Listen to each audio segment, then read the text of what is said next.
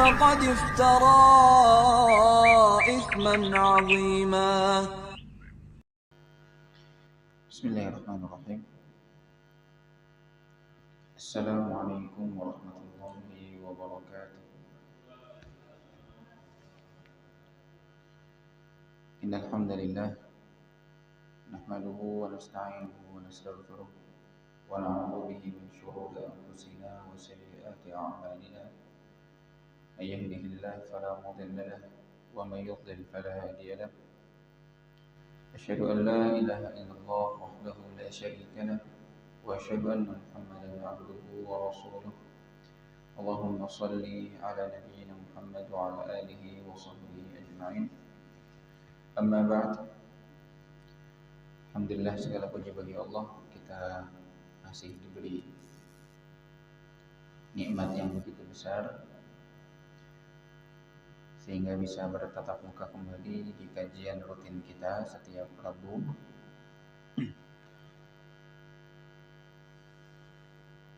Kita berdoa kepada Allah Subhanahu wa taala agar Allah berikan kita keikhlasan dalam setiap langkah ibadah kita. Siapapun yang beramal dan apapun amalannya, maka dia akan merasa beruntung ketika dia ikhlas. Namun sebaliknya, seseorang sebesar apapun atau sekecil apapun amal dia, tapi ketika yang dia harapkan adalah selain ridha Allah Subhanahu wa taala, maka dia akan merugi, tidak akan merasakan untung. Maka kita berdoa kepada Allah agar Allah karuniai kita rasa ikhlas dalam niat kita. Allah juga bimbing setiap langkah kita agar amal soleh kita sesuai dengan apa yang Allah Subhanahu wa taala dan Rasulnya inginkan. Pada kesempatan pekan ini insyaallah kita akan membahas tentang beberapa bab penting di dalam bulan Ramadan, yaitu kaitannya tentang zakat. Zakat ini memang identik dengan Ramadan atau sebaliknya. Ramadan identik dengan zakat. Baik itu zakat fitrah yang memang tidak bisa dikerjakan kecuali di bulan Ramadan, atau zakat mal yang pada dasarnya tidak harus di bulan Ramadan, namun kebanyakan orang memilih untuk mengeluarkannya di bulan Ramadan. Sehingga ada baiknya kita mempelajari sedikit tentang permasalahan zakat ini agar kita tidak keliru di dalam prakteknya, sehingga kembali ibadah kita diterima oleh Allah Subhanahu wa taala. Zakat itu sendiri adalah salah satu bentuk infak. Kata yang lebih universal adalah infak, membelanjakan harta, berbagi. Yang di dalam Islam ada dua macam, yang wajib dan yang sunnah. Yang wajib erat kaitannya dengan zakat, kafarah, nazar, hadyu dan lain sebagainya. Ini adalah bentuk-bentuk infak yang wajib. Menafkahi keluarga, infak yang wajib. Macam yang kedua adalah infak yang sunnah. Dan juga macamnya begitu banyak. Ada sedekah, ada hadiah, ada hibah, ada wasiyah, ada wakaf, ada juga memberikan hutang atau meminjamkan karena dianggap sedekah juga di dalam Islam, dan juga macam-macam yang lainnya. Namun yang sedang akan kita bahas di sini adalah infak yang wajib. Infak yang wajib, yaitu zakat mal maupun zakat fitrah. Di antara keistimewaan ibadah atau amal infak adalah salah satu hadis yang disebutkan oleh Rasulullah SAW, bahwasanya tidaklah satu hari atau tidaklah matahari itu terbit di salah satu hari di antara hari-hari yang dilewati oleh manusia kecuali turun bersamanya dua malaikat. Dua malaikat ini akan selalu mendoakan Malaikat yang pertama mengatakan, Allahumma a'ti munfiqan khalafa. Malaikat yang pertama berdoa, ya Allah, tolong, mohon, berikan ganti yang lebih baik bagi orang yang mau berderma, yang tidak pelit, yang tidak genggam hartanya. Kemudian malaikat yang kedua berkata, Allahumma a'ti mumsikan talafa. Ya Allah, berikan kerusakan, kehancuran, kerugian bagi orang yang mumsik, yang pelit, yang tidak mau berderma. Subhanallah, setiap harinya malaikat akan berdoa seperti itu. Maka salah satu pelajaran penting bagi diri kita adalah ketika kita memupuk sifat dermawan, murah,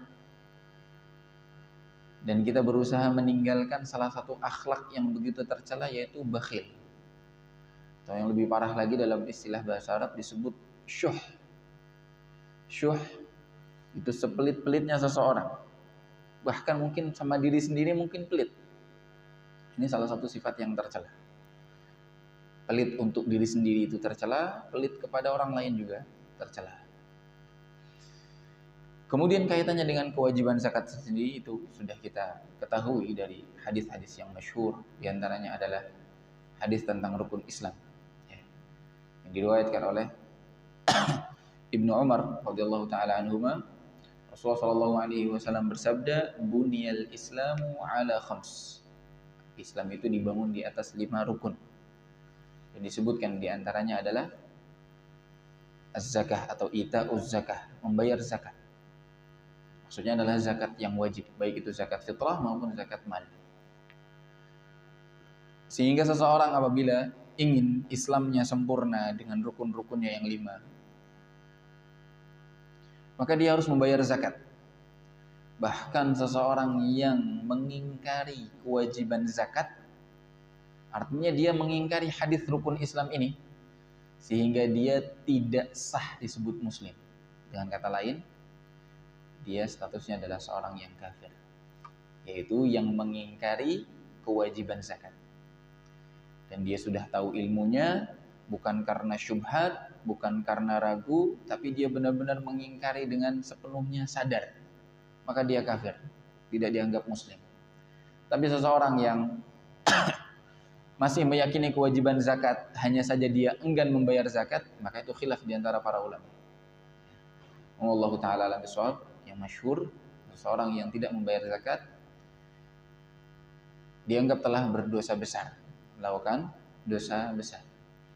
Namun saking pentingnya zakat ini, dan sebagaimana Allah Subhanahu wa taala selalu sandingkan zakat dengan sholat, ya, banyak para ulama yang menekankan kewajiban membayar zakat. Bahkan mungkin di antara mereka ada yang mengkufurkan atau mengkafirkan orang yang tidak membayar zakat. Na'udzubillahi min dzalik.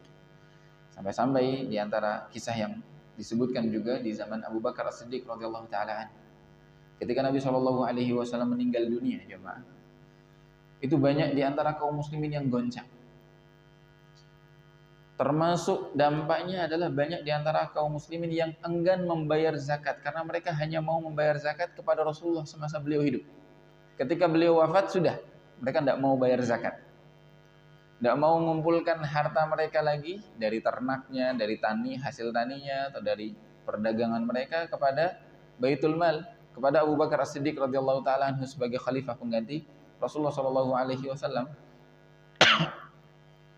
Maka Abu Bakar As-Siddiq radhiyallahu taala anhu benar-benar di antara fokus utama beliau, program pertama beliau setelah menjadi khalifah adalah memerangi orang-orang yang enggan membayar zakat. Waktu itu banyak di antara sahabat yang protes kepada Abu Bakar, "Wahai Abu Bakar, mereka masih sholat. Kita urus urusan yang lain saja, jangan urus orang yang tidak mau bayar zakat. Alhamdulillah mereka masih sholat." Namun subhanallah, apa kata Abu Bakar? "Wallahi la uqatilanna man farraqa baina sholati wa zakat." Demi Allah, aku akan perangi orang yang membedakan antara sholat dengan zakat. Itu ucapannya Abu Bakar As-Siddiq radhiyallahu taala.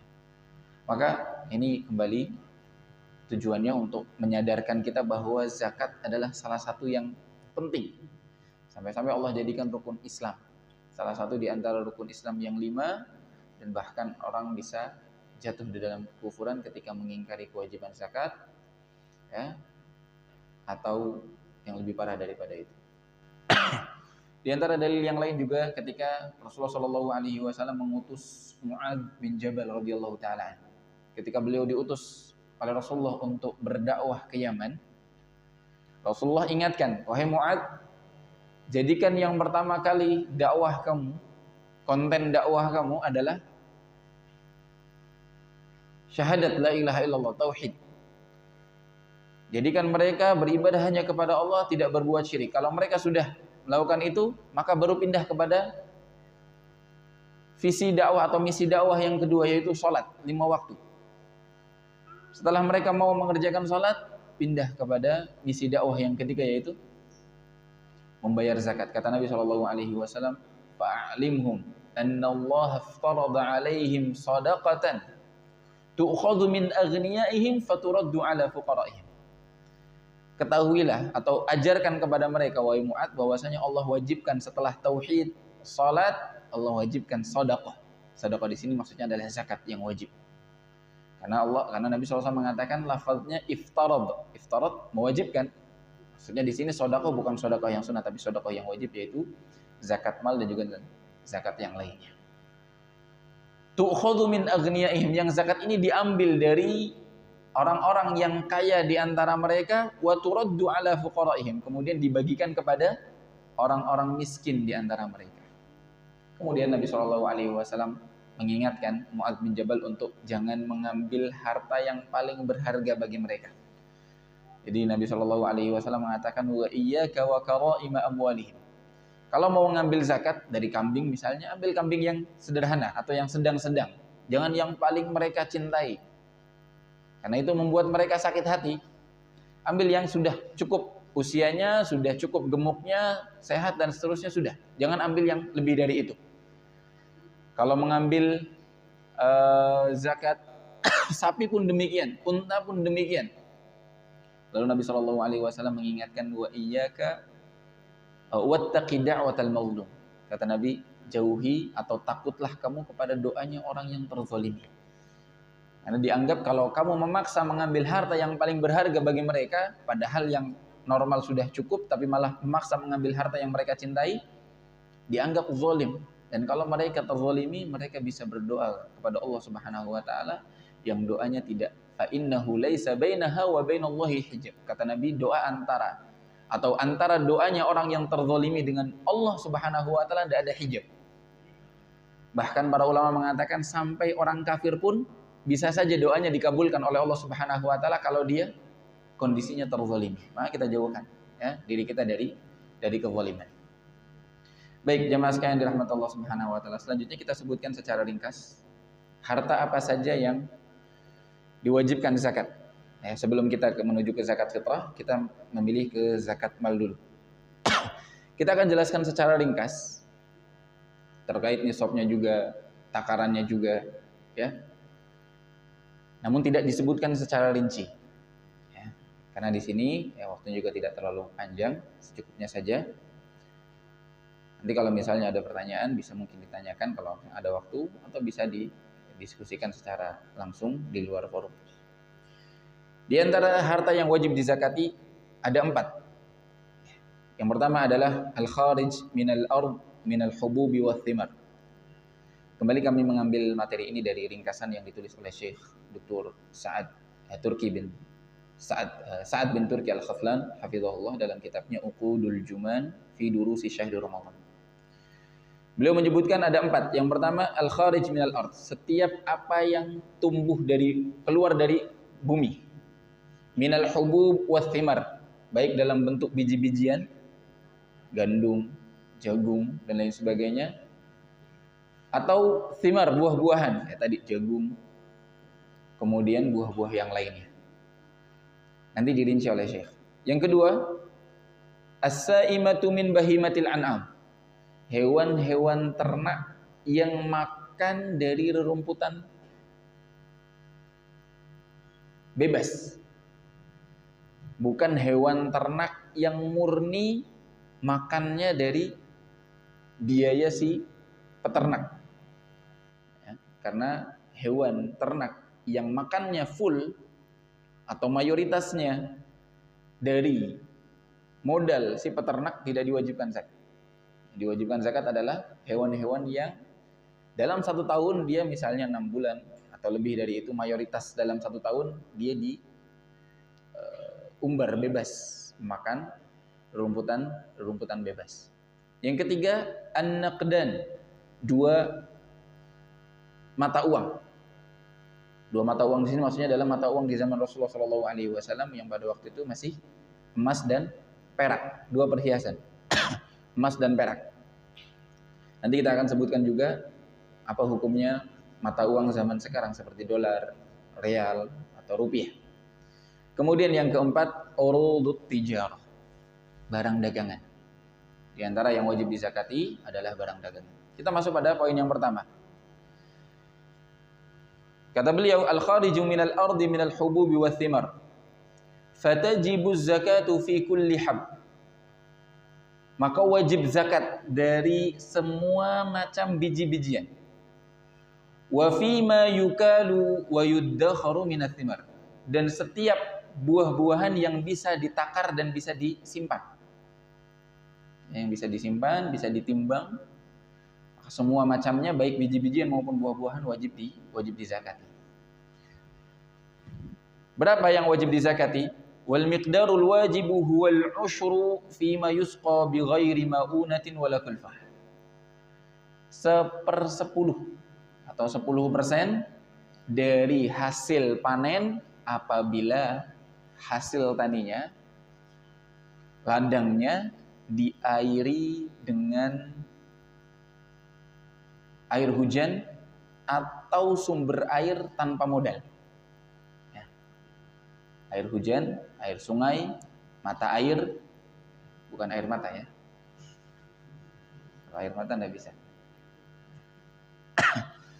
Mata air, sungai, air hujan.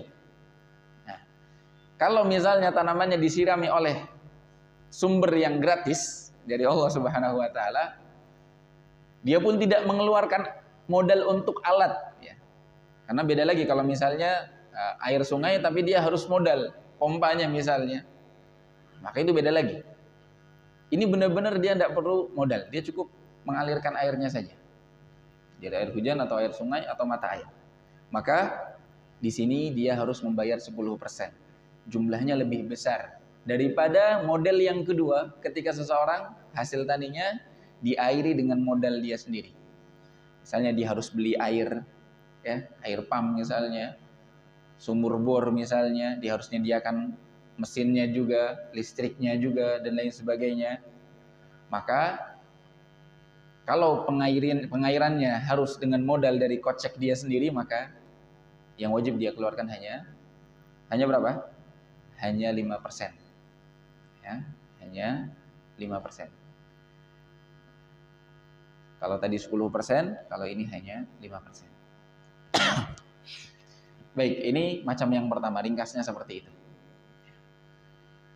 Berapapun hasilnya yang dikeluarkan adalah 10% atau 5% tergantung model pengairannya. Yang kedua, as-sa'imatu min bahimatil an'am. Hewan ternak. As-sa'imah, kata beliau, allati tar'al ushba wal kala'a aktsar as-sanah. Yang mana mereka atau hewan-hewan ini digembala di mayoritas waktu sepanjang tahun. Misalnya 1 tahun itu 12 bulan, maka dalam 6 bulannya atau 7 bulannya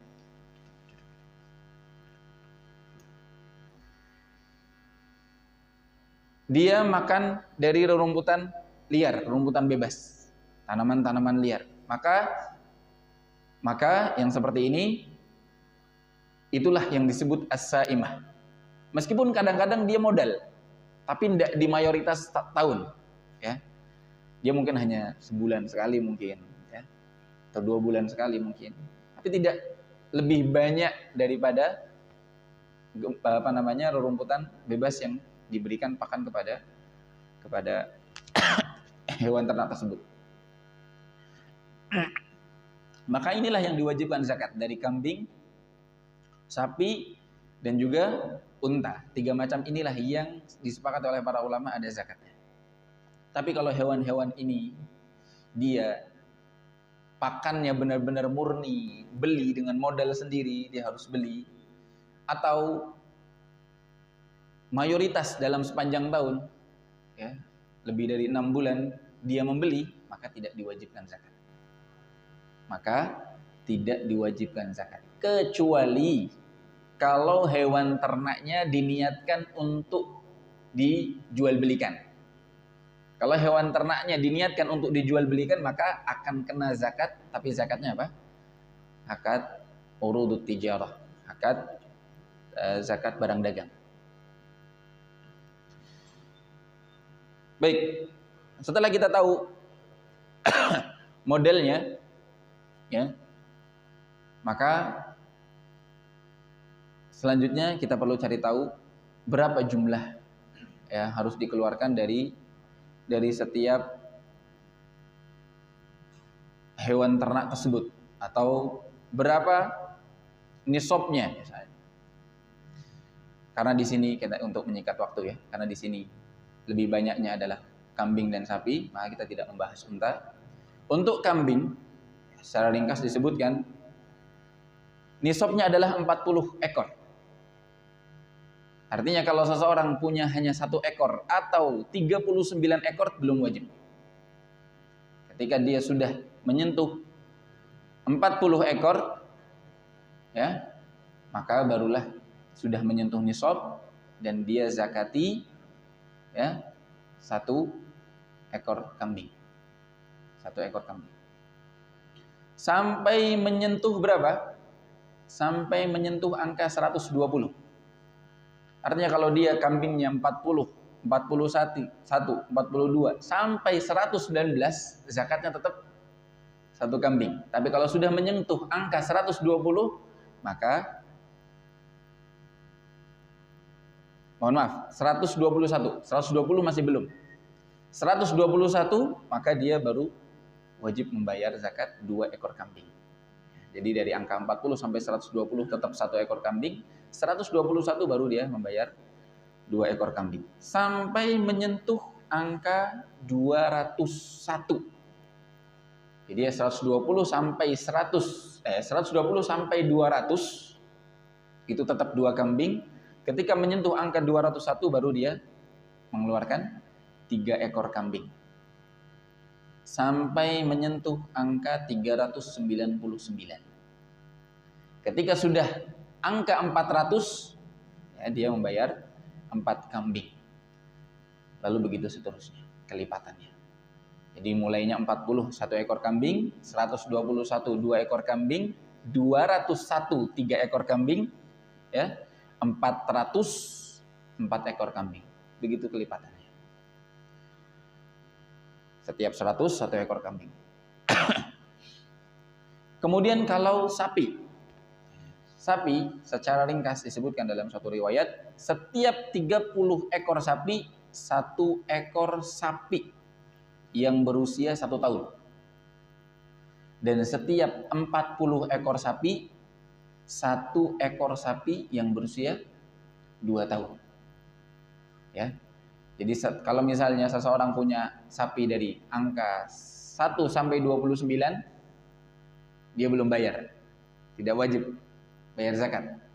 Tapi ketika sapinya sudah menyentuh angka 30, maka dia harus membayar zakat 1 ekor sapi yang berusia 1 tahun, atau dalam bahasa Arab disebut tabi'. Tabi'.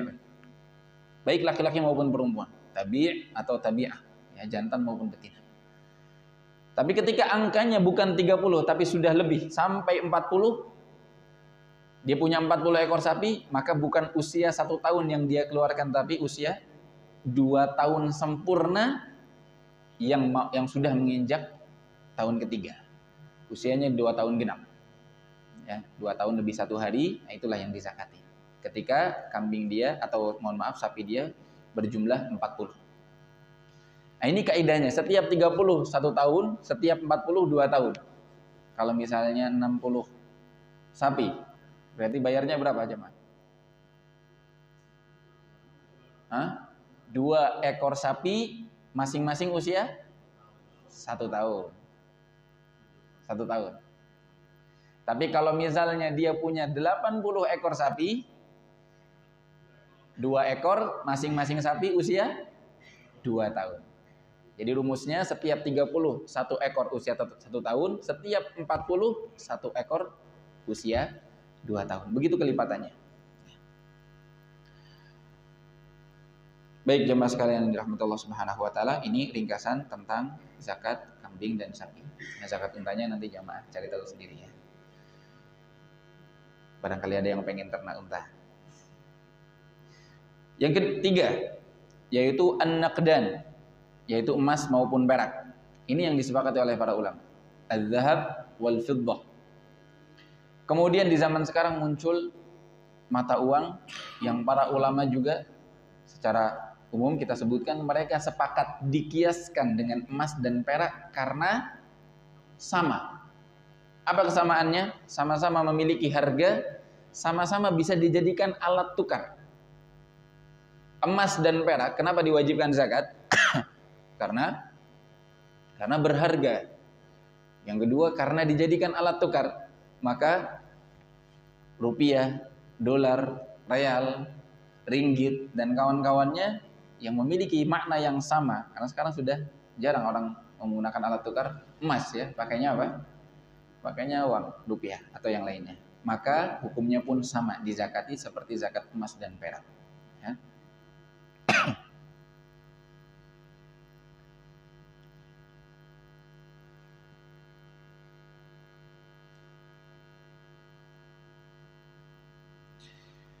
Taib jemaah sekalian dirahmati Allah Subhanahu wa taala. Di antara yang disebutkan di dalam perzakatan emas dan perak adalah nisabnya. Emas memiliki nisab sendiri, perak juga memiliki nisab sendiri.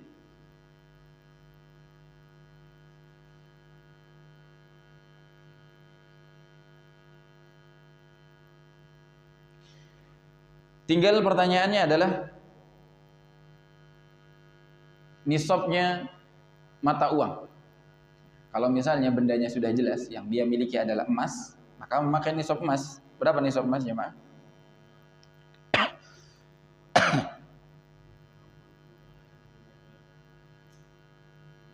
Kemudian kalau dia memiliki perak, maka nisabnya sudah jelas menggunakan nisab perak. Yaitu berapa? Kalau emas tadi disebutkan sudah, kalau perak jarang ya orang pegang perak ya. Jarang orang nyimpan perak. Padahal zakatnya mata uang, para ulama khilaf antara menggunakan nisabnya emas ataupun perak. Namun pendapat yang dipilih oleh Syekh menggunakan nisab perak, yaitu 595 gram. Ya.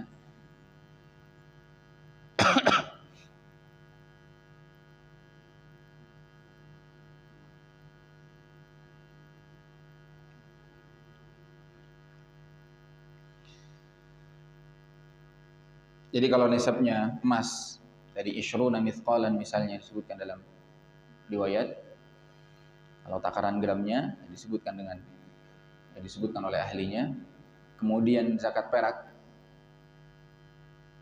maka yang menjadi permasalahan berikutnya adalah ketika zakat mata uang. Ini khilaf yang dari dulu sampai sekarang masih ada. Ya. Isyruna mithqalan, Bapak. Tapi kalau takaran gramnya, wallahu alam, berapa jemaah? 85. 85 ya, digenapkan ya 85. 85 gram. Tapi kalau misalnya perak itu 595 gram. Nah, untuk yang mata uang rupiah atau dolar dan semisalnya, sebagian ulama ada yang mengatakan menggunakan nisab emas. Ya, karena itu yang paling adil. Kalau sudah menyentuh 85 gram emas harga sekarang, barulah dibayarkan zakat. Namun banyak juga para ulama termasuk Syekh yang menulis kitab yang kita baca ini, beliau memilih menggunakan nisabnya perak karena lebih menguntungkan bagi orang-orang miskin. Ya. yaitu 595 gram.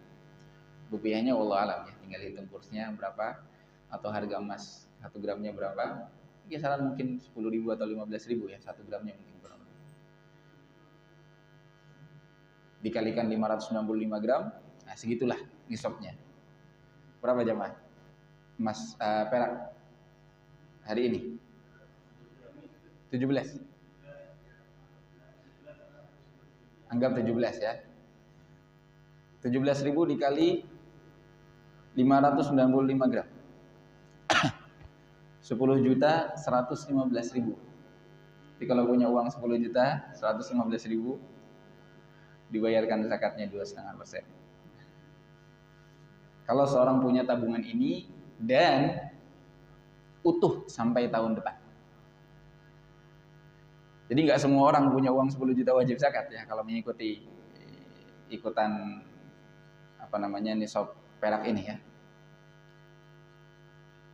Tapi syaratnya selain menyentuh nisab, dia juga harus berusia 1 tahun. Jadi kalau dia punya uang 10 juta sekarang, kalau misalnya 10 juta tahun depan masih utuh, belum kepakai, jadi dari Januari sampai Desember masih utuh, benar-benar tidak kurang sedikit pun, maka dibayarkan zakatnya di tahun depan itu.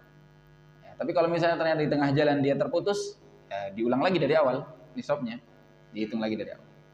Seperti itu. Nah, ini yang disebutkan oleh para ulama di antara khilaf tentang zakat mata uang. Itu ringkasannya. Selanjutnya, zakat barang dagangan, urud at-tijarah. Al-urud di sini maksudnya adalah barang yang dijualnya, bukan alat-alat atau ruangan yang dipakai atau lemari es mungkin yang dipakai untuk menyimpan barangnya, bukan, tapi yang dijual, barang yang dijual. Dan yang dikeluarkan juga sama seperti zakat emas dan perak, yaitu 2,5% kalau ya barang dagangan itu sudah menyentuh nisab. Dan juga dibayarkan sama seperti emas dan perak per tahun ya, 1 haul. Dan barang dagangannya pun apapun itu, mau pakaian, makanan ya, atau sembako ya, atau minuman dan lain sebagainya, kalau sudah menyentuh nisab ya, kemudian dibayarkan zakat 2,5%. Nah, jamaah sekalian dirahmati Allah Subhanahu wa taala, ada beberapa hal yang sering ditanyakan tentang zakat. Ya. Yang pertama, sering kali ditanyakan zakat pemasukan bulanan, gaji bulanan, atau dalam bahasa Arab ad-dakhl asy-syahri.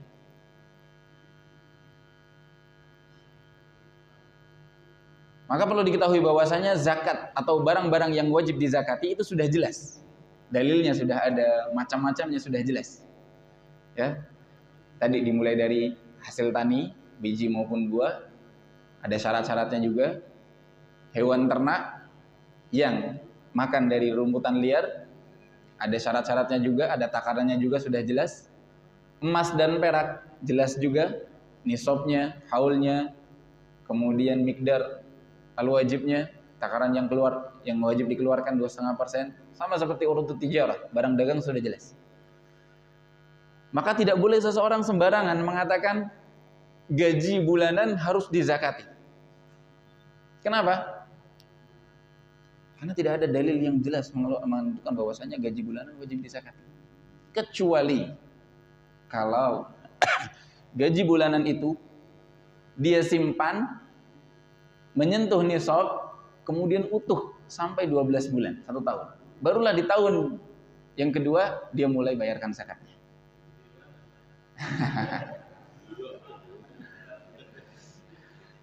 Jadi kalau misalnya gajinya utuh di tabungan, menyentuh nisab, usia 1 haul, wajib dizakati. Tapi kalau misalnya ada orang punya gaji bulanan, tapi gaji bulannya setiap bulannya cukup untuk makan 1 bulan itu dan pasti habis. Bahkan sebagian besar ada yang kurang, maka tidak wajib dizakati. Jangan sampai kita sembarangan mengatakan wajib zakat, kemudian dikeluarkan zakatnya tiap bulan lagi. Nah, ini benar-benar terlalu gegabah, ya, terlalu gegabah. Boleh kita mewajibkan zakat pada tadi, ya, pemasukan bulanan atau gaji bulanan kalau tadi, ya, utuh ditabung, kemudian menyentuh nisab berusia 1 tahun barulah dizakati, sama seperti zakat mata uang, sama seperti zakat emas dan perak. Jadi tadi ya perlu dipahami, kalau misalnya seseorang gaji bulanannya tidak menyentuh nisab, ya apalagi habis dalam 1 bulan tidak utuh, bahkan di tahun terakhir malah masih butuh THR yang ke-13, maka tidak wajib zakat. Yang kedua, permasalahan yang sering ditanyakan juga, perhiasan yang dipakai. Seseorang punya gelang 10 gram, 15 gram, punya cincin 2 gram, ya, punya apa lagi? Kalung, ya, 0,5 kilo misalnya. Yang tadi ya. Isyruna mithqalan ya, kalau bisa menyentuh nisab. Tapi disebutkan oleh para ulama, memang ada khilaf di antara para ulama. Perhiasan-perhiasan ini dizakati atau tidak. Namun yang zahir dan pendapat yang dipilih oleh Syekh yang kita baca kitabnya, beliau memilih untuk tidak dizakati. Jadi kalung, gelang, ya, yang memang digunakan keseharian oleh wanita atau dipakai rutin kalau ada pesta, ada walimah, ada acara tasyakuran dipakai ya sesama wanita, ya maka tidak dizakati. Nabi SAW bersabda ketika menyebutkan tentang barang-barang yang memang digunakan untuk kebutuhan sehari-hari, maka tidak dizakati. Kata beliau, laisa 'alal muslimi fi 'abdihi wala farasihi shadaqah. Tidak ada kewajiban bagi seorang muslim pada budaknya, karena budak selalu dipakai setiap hari dipekerjakan, walaupun itu juga termasuk harta bagi seorang majikan, wala farasihi, termasuk juga kudanya. Kuda salah satu harta yang berharga, mahal zaman dahulu, zaman sekarang pun mahal. Tapi kalau misalnya digunakan setiap hari, ya, dipakai setiap hari, maka tidak diwajibkan zakat. Dan semisalnya mobil, ya, kecuali kalau orang punya kuda diperjualbelikan, ya. Kecuali kalau orang punya, ya, kuda yang punya mesin tapi diperjualbelikan, ya, maka dizakati. Zakatnya apa? Zakat barang dagangan dan mengikuti syarat dan kriteria yang berlaku di zakat barang dagangan. Tapi kalau orang punya rumah 2 misalnya, tapi dua-duanya dipakai, ya, dia kadang dipakai, misalnya dia punya rumah 1 di Brebes, 1 di Tegal misalnya. Kalau lagi kerja di Brebes dipakai di Brebes, kalau lagi kerja di Tegal dipakai di Tegal, maka tidak dizakati. Ya, karena memang dipakai untuk sendiri. Sama seperti halnya perhiasan tadi, disamakan seperti barang-barang yang dipakai sehari. Kemudian yang sering ditanyakan juga zakatul aradi, ya, tanah, kapling. Nah, rumit memang, rinci sekali. Namun kita sederhanakan saja sebagaimana yang diringkas oleh Syekh. Nah, kalau rinciannya nanti kita bisa diskusikan di waktu yang lain. Secara ringkas, Syekh mengatakan bahwasanya tergantung pada niat orang yang memiliki tanah tersebut. Kalau niatnya untuk keperluan pribadi, untuk niatnya nanti mau dibangun buat rumah anak, mau dibangun untuk hal yang lain misalnya, untuk kebutuhan sendiri, maka tidak wajib zakat. Tapi kalau seseorang sudah berniat, yakin, tidak ada ragu, tidak bolak-balik juga, tidak ganti-ganti niatnya juga, sudah yakin saya beli tanah ini mau dijual lagi. Dan itu banyak orang beli tanah sudah punya 2-3 kapling, beli lagi berkapling-kapling, memang untuk nanti niatnya mau dijual. Maka tanah ini wajib dizakati, ya, dihargai berapa harganya, menyentuh nisab, ya, kemudian dizakati 2,5% ketika sudah berumur 1 tahun. Tapi kalau dia punya tanah, memang niatnya meskipun banyak, tapi niatnya untuk, dan Allah Maha tahu niatnya, ya, niatnya untuk anak-anaknya nanti buat dibangun, tidak ada niat untuk diperjualbelikan sama sekali, atau mungkin dia pernah berniat tapi kemudian berubah-ubah, ya, niat jualnya hanya saat butuh doang, ya, itu berarti bukan buat jual beli, ya. Anak punya tanah, niatnya untuk anak buat kekayaan pribadi, untuk istri nanti kalau saya meninggal, atau untuk anak kalau nanti saya meninggal. Tapi sewaktu-waktu kalau dia butuh, pengen dijual, maka ini di sini tidak dizakati juga. Yang dizakati adalah tanah-tanah yang memang dia beli niatnya dari awal yakin 100% untuk diperjualbelikan.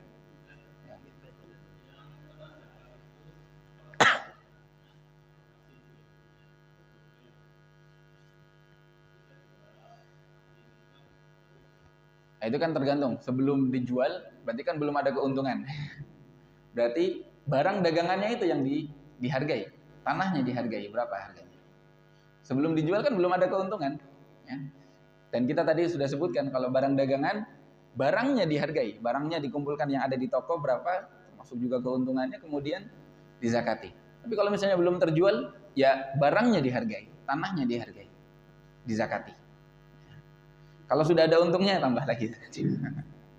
Berarti bisa dari keuntungannya. Baik. Kemudian hutang. Yang biasa ditanyakan juga hutang. Baik hutang kita, kewajiban hutang pada orang lain, milik orang lain, atau hutang milik kita yang menjadi kewajiban orang lain harus melunasi kepada kita. Hutang yang diwajibkan, dibebankan kepada kita, dipegang oleh orang lain, maka disebutkan oleh para ulama itu tidak dizakati. Tidak dizakati. Maksudnya bagaimana? Kalau seorang misalnya dia punya tabungan 100 juta misalnya. Ya. Dia punya tabungan 100 juta dan dia masih punya hutang kepada orang lain misalnya 10 juta. Ya, punya kewajiban bayar hutang kepada orang lain 10 juta. Maka yang dizakati bukan 100 juta, karena di situ ada hutang milik orang lain. Kewajiban dia yang harus dibayarkan kepada orang lain. 10 juta dikeluarkan, yang diwajibkan bayar zakat adalah dari 2,5% dari 90 juta sisanya. Macam yang kedua adalah kalau kita yang punya hak hutang kewajiban orang lain yang harus dibayarkan kepada kita. Maka ini tergantung model orang yang hutang. Ini ringkasannya saja ya. Kalau orang yang hutang ini mampu dan dia rutin membayarkan lancar, tidak macet, para ulama mengatakan wajib dizakati. Ya. Berapa nilainya yang meskipun belum lunas, wajib dizakati. Dia belum lunas, tapi orangnya kelihatan dia mampu rutin membayar, lancar, tidak macet. Kalau dalam bahasa Arab musir, maka wajib dizakati. Tapi kalau misalnya yang hutang orang tidak mampu, bahkan sudah jatuh tempo belum bisa bayar zakat, belum bisa bayar hutangnya, kata para ulama, meskipun itu uang kita masih dipegang orang itu, tidak wajib zakat. Kenapa? Karena dia hutang yang macet, tidak bisa lunas dengan lancar atau dengan rutin. Ini beberapa hal yang ditanyakan tentang zakat. Kemudian selanjutnya permasalahan yang sering ditanyakan tentang zakat adalah bolehkah kita membayar zakat kepada pegawai kita, kepada pembantu kita misalnya, atau tukangnya kita misalnya. Maka di sini kaitannya tentang orang-orang yang berhak menerima zakat. Orang-orang yang berhak menerima zakat sudah dijelaskan. Ya, sudah dijelaskan. Ada berapa? Ada 8. Allah Subhanahu wa taala berfirman dalam surat At-Taubah ayat yang ke-60, innamas shadaqatu lil fuqara'i wal masakin wal 'amilina 'alaiha wal mu'allafati qulubuhum wa fir riqabi wal gharimin wa fi sabilillahi wa ibnis sabil fariidatan minallah wallahu 'alimun hakim. Kita jelaskan secara ringkas. Yang pertama, al-fuqara, orang yang fakir. Yang kedua, orang miskin. Apa bedanya fakir dengan miskin? Disebutkan kata Syekh, al-faqir al-mu'dam, yang benar-benar tidak punya apa-apa, itu fakir. Atau alladzi laisa indahu nisful kifayah, yang dia tidak punya setengah dari kebutuhan dia dalam 1 tahun. Ya.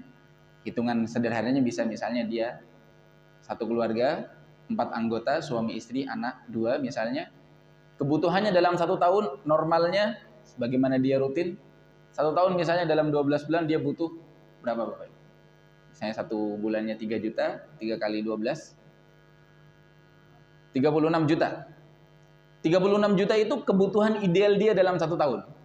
Kalau seandainya gaji dia, pekerjaan dia hanya menghasilkan dalam 1 tahun 10 juta, maka dia fakir. Karena kurang dari setengahnya. Setengahnya berapa? 18. Apalagi kalau dia hanya kerjanya serabutan, ya 1 tahun bisa dikumpulkan mungkin hanya dapat 5 juta, jelas dia fakir. Ya. Kalau misalnya dia punya 18 juta atau lebih dari itu, tapi tidak sampai 36, kurang dari 36, 18 juta, 19, sampai 30 atau 31, 32, intinya kurang dari kebutuhan dia dalam 1 tahun, maka dia disebut orang miskin. Disebut orang miskin. Kalau dia sudah memiliki pemasukan yang melebihi kebutuhan dia dalam 1 tahun, maka dia tidak lagi disebut sebagai orang miskin. Ini perbedaan antara fakir dan miskin. Intinya mereka dua-duanya adalah orang yang tidak memiliki kebutuhan sempurna dalam 1 tahun dia. Yang kurang dari setengah atau bahkan tidak punya sama sekali disebut fakir. Yang lebih dari setengah tapi tetap kurang dari kebutuhan idealnya dalam 1 tahun disebut miskin. Jelas yang paling afdal adalah kepada orang fakir diberikan, kemudian yang kedua kepada orang miskin. Yang ketiga, al-amiluna 'alaiha. Orang yang mempekerjakan atau orang yang bekerja dalam zakat, baik dalam pengumpulan maupun dalam pembagiannya. Namun wallahu taala alam bisawab, ini terikat dengan keputusan pemerintah terkait. Artinya para amil zakat yang berhak diberikan dari hasil zakat, baik zakat apapun, zakat mal dan lain sebagainya, adalah amil-amil zakat yang memang resmi dari pemerintah. Pemerintah yang berlaku. Ya, kalau boleh kita sederhanakan di Indonesia, Baznas ya. Baznas ini adalah para pengumpul zakat dan pembaginya, mereka berhak untuk mendapatkan zakat. Kalau mereka belum mendapatkan gaji resmi dari pemerintah. Ya. Tapi kalau misalnya mereka mendapatkan gaji resmi dari pemerintah, dari pekerjaan itu berarti dia sudah mendapatkan upahnya. Para ulama mengatakan tidak berhak lagi zakat. Adapun lembaga-lembaga selain milik pemerintah, wallahu a'lam bishawab, para ulama mengatakan bukan termasuk amil zakat. Ya, lembaga-lembaga swasta dan lain sebagainya yang memang tidak resmi dari pemerintah tidak termasuk amil zakat. Kecuali kalau memang pemerintahnya mengakui, misalnya menunjuk lembaga fulan, ormas fulan sudah resmi amil zakat dan tidak mendapatkan gaji bulanan dari pekerjaan dia, maka dia berhak mendapatkan bagian dari pembagian zakat itu. Wallahu a'lam bishawab. Yang keempat, al-mu'allafah qulubuhum, orang-orang yang diharapkan hatinya bisa dilembutkan. Dan itu bermacam-macam. Bisa diharapkan dia masuk Islam, awalnya non muslim diharapkan masuk Islam, atau dia muslim tapi diharapkan Islamnya tambah kuat. Karena mungkin Islamannya dia yang tambah kuat bisa membantu kaum muslimin. Atau dia muslim tapi dia punya kejahatan yang kalau kita kasih zakat itu bisa mengurangi kejahatan dia. Bisa ringan, bisa lembut dia. Maka ini disebut mu'allafah qulubuhum. Di berapa zakat? Kemudian selanjutnya ar-riqab, yaitu budak. Yang disebutkan oleh para ulama, budak ini maksudnya adalah budak mukatab. Dalam ilmu fikih ada bab namanya al-kitabah, yaitu ketika seorang budak ingin membeli dirinya dari majikannya dengan mencicil dari harga dia. Jadi dia gunakan waktu kosongnya dia untuk bekerja lagi, nabung untuk membebaskan diri dia. Nah, orang-orang yang seperti ini berhak untuk mendapatkan bagian dari zakat. Tidak panjang lebar karena memang tidak banyak kasusnya. Selanjutnya al-gharimun, orang-orang yang terlilit hutang. Orang-orang yang terlilit hutang, yang bahkan hutangnya ini benar-benar membahayakan bagi dia. Bisa ketika diusut atau diangkat di meja hijau, dia bisa dipenjara. Maka dia berhak mendapatkan bantuan dari zakat. Tapi benar-benar mereka yang tidak mampu membayar zakatnya, membayar hutangnya. Karena banyak orang yang hutangnya juga banyak, tapi dia punya aset yang banyak juga dia mampu untuk membayar zakat, membayar hutang, maka tidak berhak untuk mendapat zakat. Bapak Ibu lihat ya, orang-orang kaya yang sering muncul di TV itu rata-rata punya hutang semua. Nah, bukan berarti mereka punya hutang kemudian berhak untuk mendapatkan zakat, tidak, karena mereka punya kekayaan yang juga banyak mampu untuk membayar hutang mereka. Kemudian yang ketujuh adalah fi sabilillah, orang-orang yang di jalan Allah. Pada dasarnya adalah orang-orang yang berjihad. Orang-orang yang berperang untuk menegakkan kalimat Allah Subhanahu wa taala agar tinggi di hadapan kesyirikan dan kekufuran. Namun, banyak di antara ulama yang memasukkan dalam fisabilillah ini para pejuang dakwah. Para pejuang dakwah. Alasannya karena memang fisabilillah itu sendiri memang tujuan utamanya orang berjihad apa? Berdakwah. Maka orang-orang para dai-dai ini pun berhak mendapatkan zakat, termasuk dalam golongan fisabilillah, karena mereka sama-sama berdakwah dengan orang-orang yang berjihad di jalan Allah Subhanahu wa taala. Namun jelas ya, tentu diperhatikan juga kalau mereka lebih ditekankan lagi kepada mereka para dai-dai yang memang tidak memiliki pekerjaan lain selain berdakwah dan lain sebagainya. Dia tidak punya sumber pemasukan lain dari gaji maupun usaha, maka jelas orang-orang seperti itu berhak untuk dibantu dengan zakat. Diberikan gaji dari harta zakat. Yang terakhir Ibnu Sabil, ya, anak jalanan kalau secara bahasa, tapi bukan preman ya.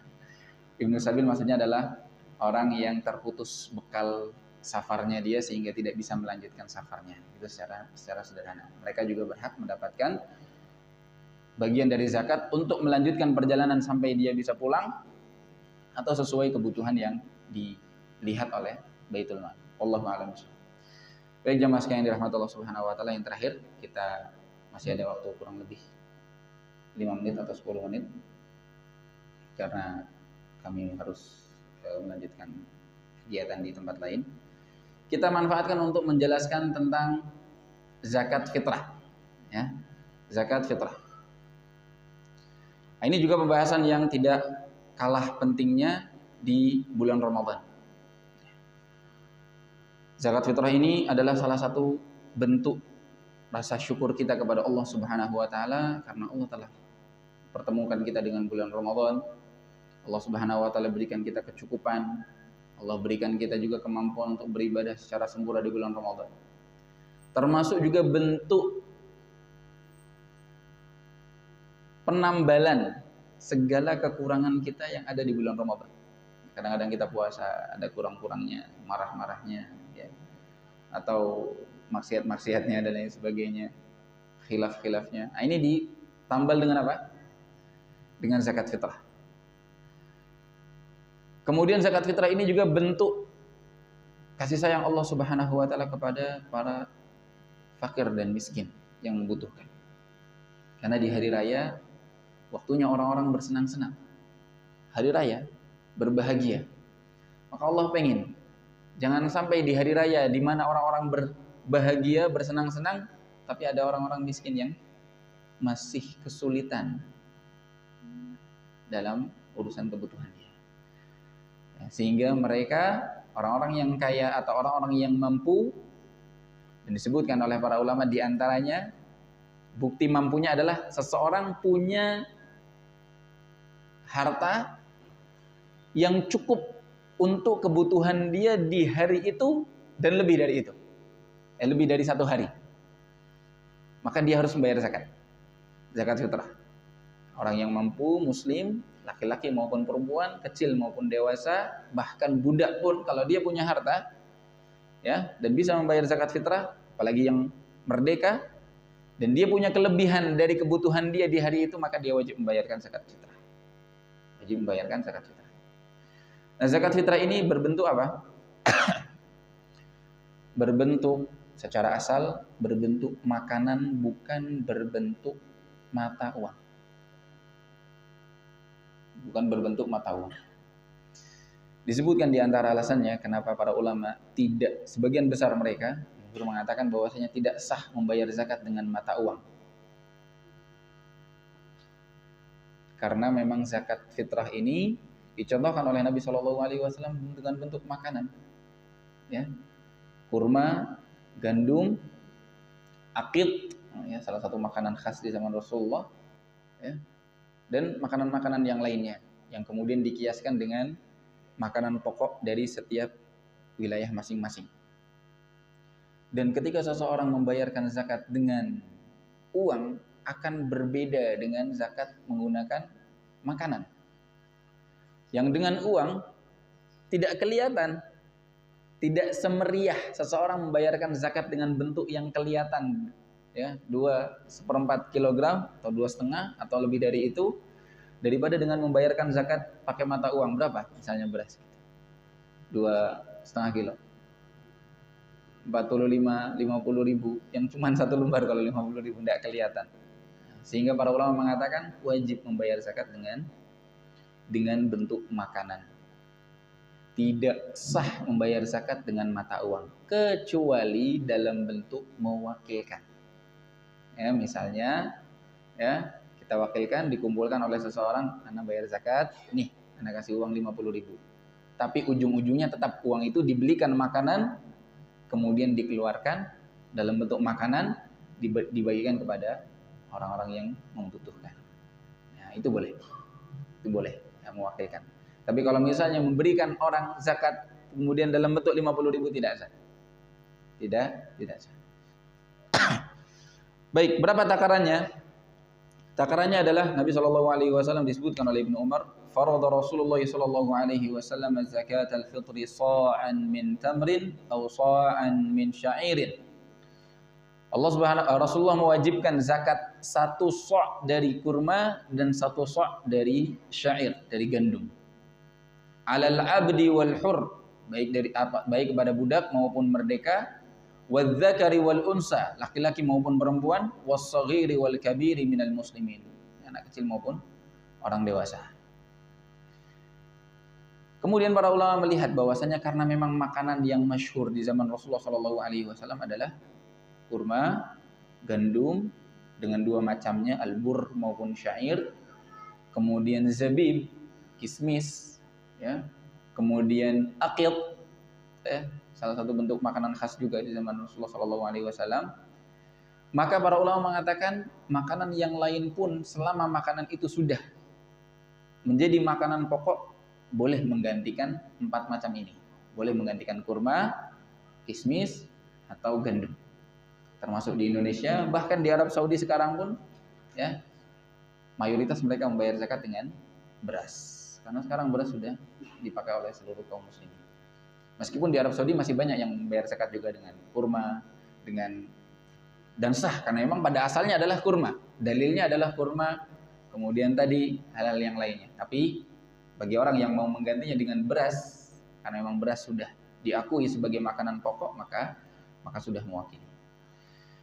Kemudian 1 sa'. 1 sa' itu arba'atu amdad. Ya, kalau tidak salah 1 sa' itu 4 mud.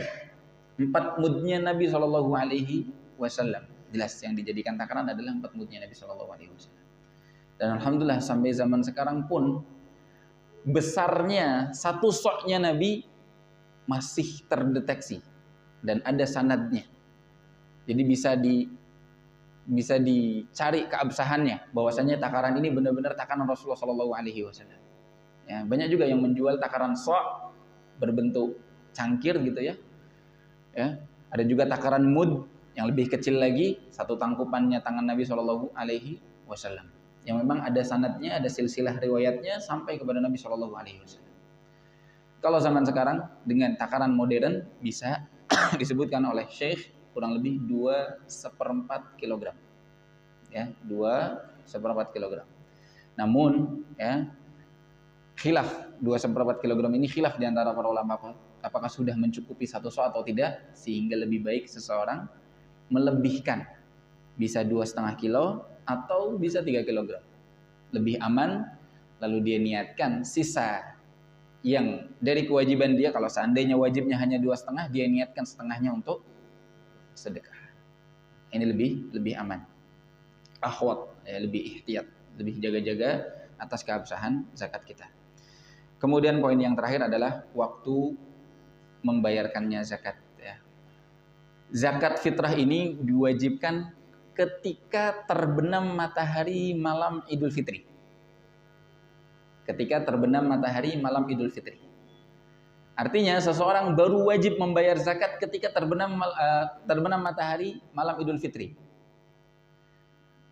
Beberapa macam orang yang memang ditentukan dengan waktu terbenam ini, bisa saja dia tidak wajib zakat. Kalau misalnya contoh seseorang yang atau bayi yang lahir setelah terbenam matahari, para ulama mengatakan tidak wajib zakat. Tapi kalau bayinya lahir sebelum terbenam matahari, maka diwajibkan zakat. Seorang wanita misalnya, dia harusnya yang membayarkan zakat bapaknya, ya, walinya, atau dia sendiri kalau memang dia mampu. Tapi kalau misalnya dia menikah dengan seseorang laki-laki sebelum terbenam matahari, maka kewajibannya pindah kepada si laki-laki suaminya.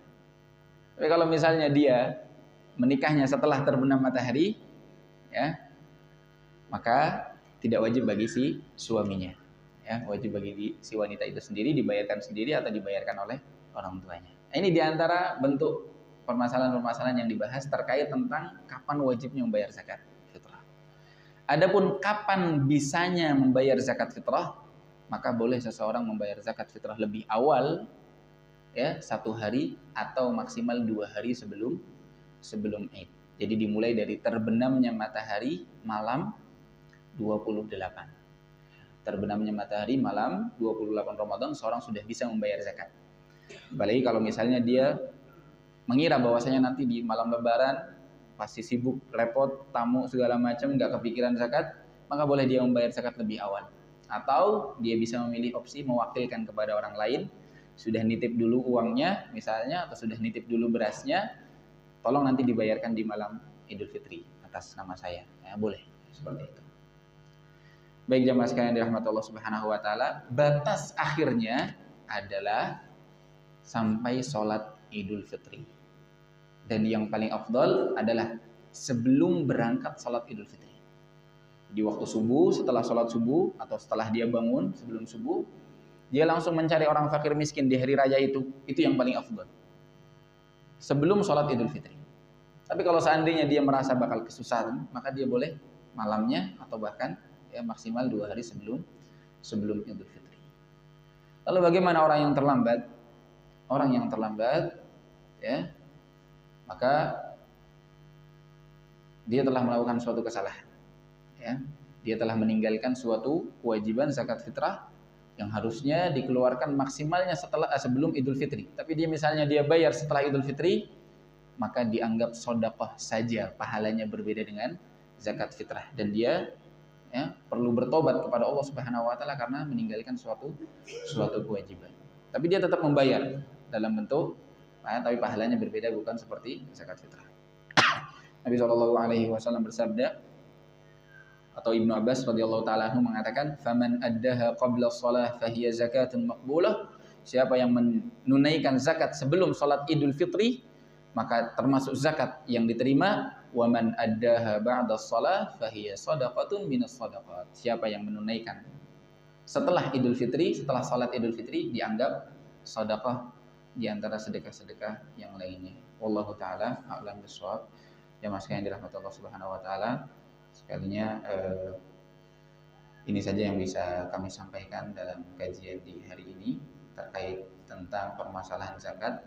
Kita berdoa kepada Allah Subhanahu wa taala agar Allah memudahkan bagi kita untuk menunaikan setiap kewajiban Allah Subhanahu wa taala, baik kaitannya dengan puasa, baik kaitannya dengan sholat, kaitannya dengan zakat, baik zakat mal yang sudah diwajibkan zakat pada harta itu dengan 4 macam yang tadi kita sebutkan, atau zakat fitrah, kita wajib membayarkannya. Kita berdoa agar Allah Subhanahu wa taala memudahkan kita untuk menunaikan semua kewajiban ini, agar Allah Subhanahu wa taala sempurnakan pahalanya di bulan Ramadan ini.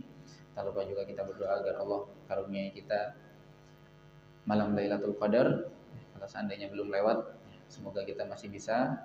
Alhamdulillah di Masjid Al-Marzuq ini semenjak kemarin malam sudah di adakan qiyamul lail. Jemaah yang mau mengikuti malam ini juga insya Allah akan ada sampai nanti malam yang terakhir. Silahkan ya, kita mengalap malam Lailatul Qadar agar mendapatkan ampunan dari Allah Subhanahu wa Ta'ala. Kemudian sisa waktu ini mohon maaf kami tidak sampai mendekati buka puasa karena harus pindah ke kegiatan lain. Jamaah bisa memanfaatkan waktunya untuk bertadarus, berdoa. Salah satu amalan yang mulia adalah doa, ya. Karena doanya orang yang sedang berbuka puasa, ada orang yang sedang berpuasa, termasuk doa-doa yang mustajab. Dia juga bisa memanfaatkan waktu untuk bertilawah Al-Quran, karena memang Ramadan adalah bulannya tilawah Al-Quran. Tutup dengan doa kafaratul majlis. Subhanakallahumma wa bihamdik, la ilaha illa anta, astaghfiruka wa atubu ilaik. Sallallahu ala nabiyyina Muhammad wa ala alihi wa sahbihi wasallam. Assalamualaikum warahmatullahi wabarakatuh. ومن يشرك بالله فقد افترى إثما عظيما